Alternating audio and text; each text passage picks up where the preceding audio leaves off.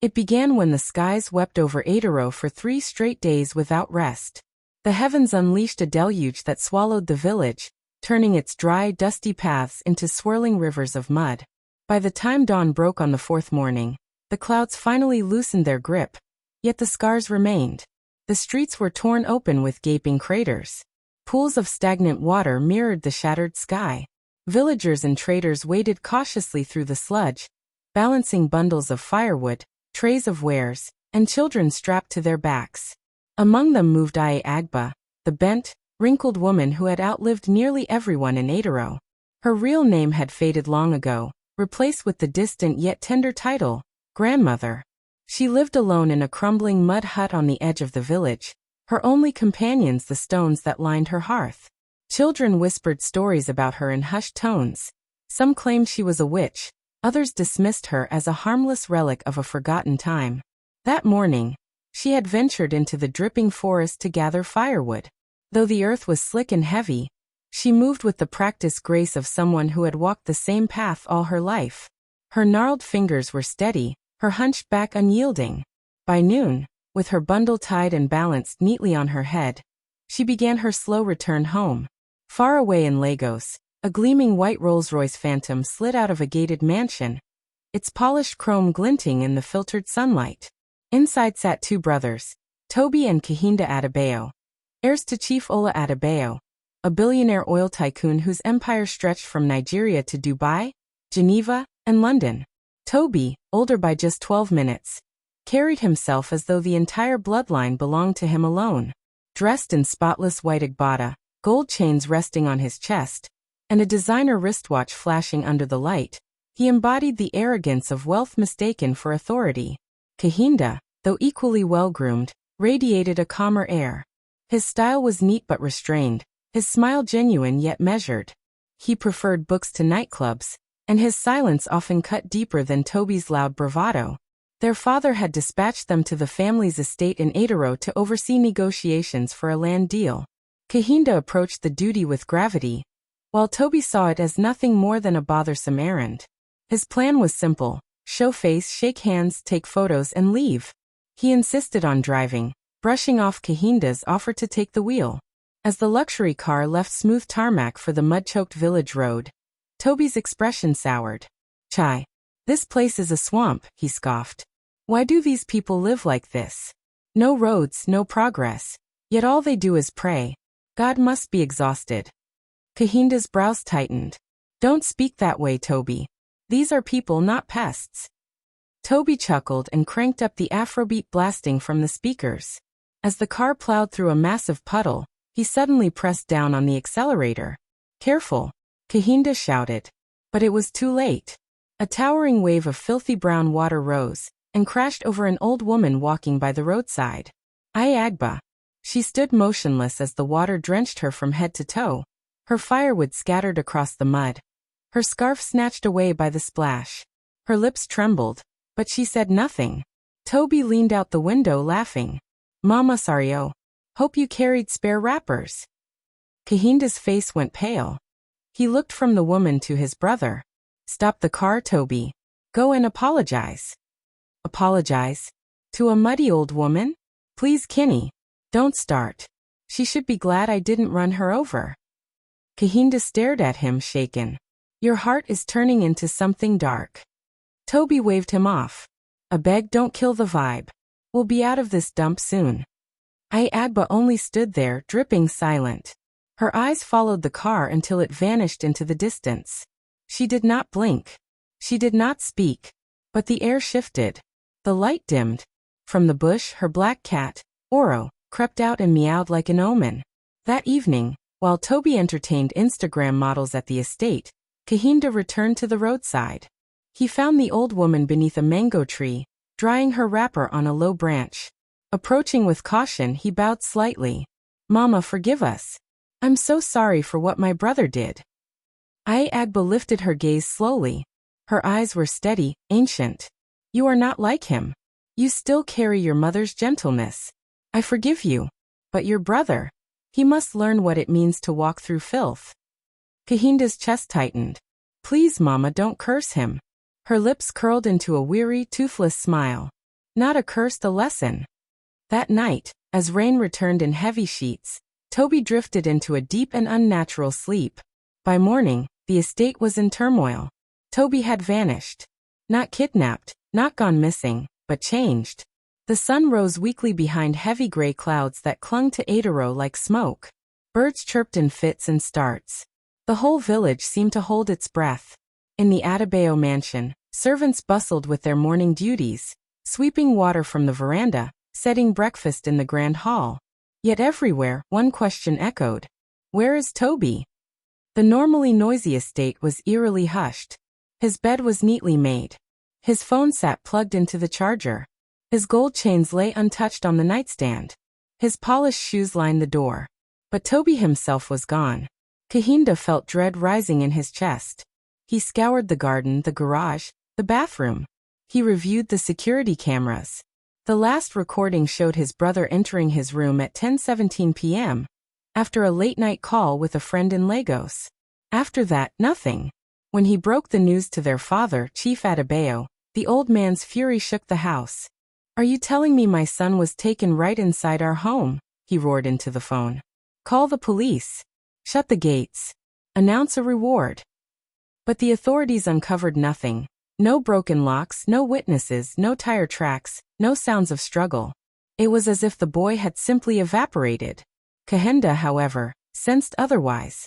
He hurried back to the mango tree where the old woman had sat the day before, but she was gone. Her firewood and cat had vanished too. All that remained was a faint circle of charred soil marking her spot. He went from house to house, asking if anyone had seen her. "Aya Agba," one woman said with a shrug. "She drifts in and out. Sometimes she disappears for days. Some even whisper she lives among spirits."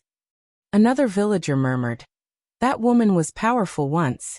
Before your father bought half this land, she was our guardian." But the young forget. That night, Kahinda sat alone in the garden, his mind restless. A sudden gust of wind rustled the trees, carrying a voice he thought he recognized. Let him tread where he splashed. Toby jolted awake in a ditch. At first he thought it was only a nightmare. But the cold mud clinging to his skin, the swarm of flies, and the harsh earth beneath his back were too vivid. Stumbling to his feet, dazed, he realized his fine clothes were gone, replaced by ragged, muddy scraps. His feet were bare, his body caked in grime, and the stench around him was suffocating. "What the hell?" he muttered, scanning his surroundings. Nothing looked familiar. A dusty, broken road stretched endlessly, yet there was no trace of the Adebayo mansion. No cars, no landmarks. Strangers passed him by without a glance, and those who looked did so with either disgust or pity. Rushing to a nearby stream, he bent down. The reflection that stared back was not his. A thin, dirt-smeared face. A scruffy beard. Sunken eyes. Panic gripped him. He tried flagging down a bike rider. "Hey, take me to the Adebayo estate. I'll pay you double." The man laughed. "You? Pay. Carry your madness elsewhere." Another passerby hurled a stale piece of bread at him. "Filthy beggar. Don't stain our streets." Toby staggered into town, shouting for help, but no one knew him. Not the police, not the bank staff. Even when he screamed his father's name, they dismissed him as insane. Finally, he reached the gates of the Adebayo estate. "I am Toby Adebayo. This is my father's house," he cried. The guards exchanged wary glances. "We don't know you. Leave now before we call the police." Through the gate, he spotted Kahinda speaking with officers. Desperate, he screamed, "Kinney! Kinney, it's me." But Kahinda's eyes slid past him as though he were invisible. Staggering back in disbelief, Toby collapsed by the roadside. This was no dream. He had truly become unseen. The days that followed were merciless. Hunger clawed at him like rats in his belly. He begged for scraps, slept under abandoned stalls, drank foul water from puddles.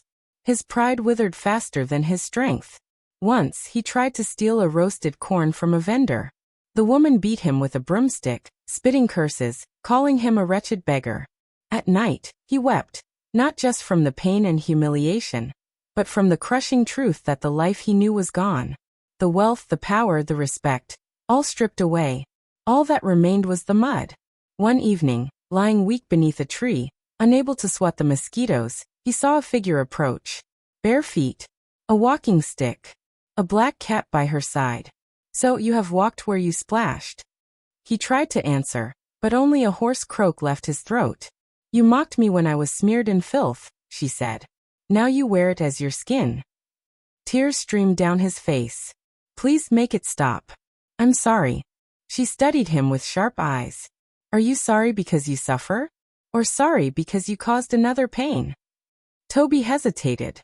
The woman turned to leave. "When you know the answer, seek me again." Then she vanished into the night. Back at the estate, Kahenda felt his brother's absence like a wound. Despite everything, he sensed Toby was still near, watching, hurting. Whenever the rain fell, he stood by the window, waiting for a sign. One morning, a note appeared under the gate. The words, scrawled in muddy, trembling strokes, read, "I'm ready to learn." Toby had been surviving on Ayatoro streets for over 3 weeks. The shock had faded, replaced by the cold weight of reality. He had tried everything, pleading with strangers, retracing his steps, even sneaking into his old home. But every attempt ended with rejection, scorn, or violence. He was no longer Toby, the son of a billionaire. He was just another faceless beggar. The mud he once splashed on the poor had become his second skin. Each day left new blisters on his feet, new scars on his pride, new lessons carved into his heart. That note he left at the gate, "I'm ready to learn," was more than a plea. It was a confession. He knew a single message could not erase years of arrogance. To change, he would have to walk backward, unlearn everything, and begin anew. On the 25th day of his exile, he met Papacio, an old man with a bent back and a toothless grin. Papacio ran a humble roadside suya stand. The meat was often dry and hard to chew, and the little business barely made enough to keep him fed. Yet the kindness in his gaze set him apart. One of the rare people who didn't recoil at the sight of Toby. "They've looked this way since Bafra," Papacio muttered one afternoon, passing Toby a scrap of leftover meat. Toby's hands shook as he accepted it. "Thank you, Nabi. Thank you." The old man winked. "Then tomorrow morning, you wash my pot." That was the beginning.